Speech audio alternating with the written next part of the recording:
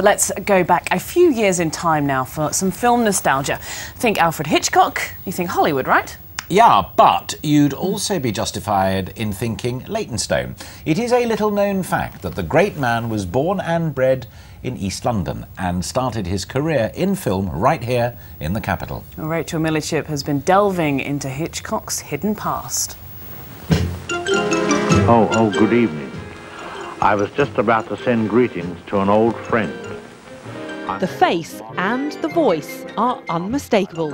Alfred Hitchcock, filmmaking legend.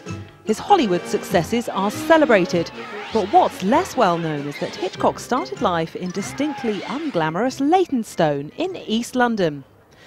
There's little here to mark the humble origins of one of the greatest filmmakers the world has ever seen.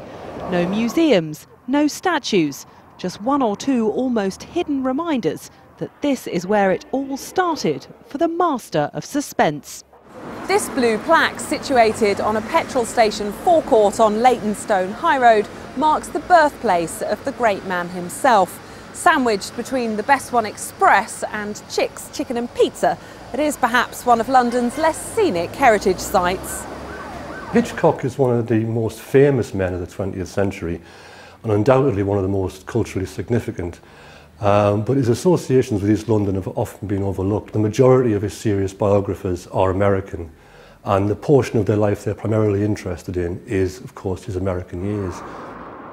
This was the street where Hitchcock went to school, and it was to Leytonstone police station his father sent him as a small child with a letter for the sergeant, asking to have the boy locked up for 10 minutes to teach him a lesson after he'd been naughty.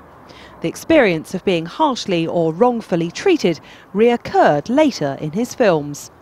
Trips the young Hitchcock made to fairs and circuses on Wanstead Flats were also influential. The famous fight scene in Strangers on a Train takes place in a fairground.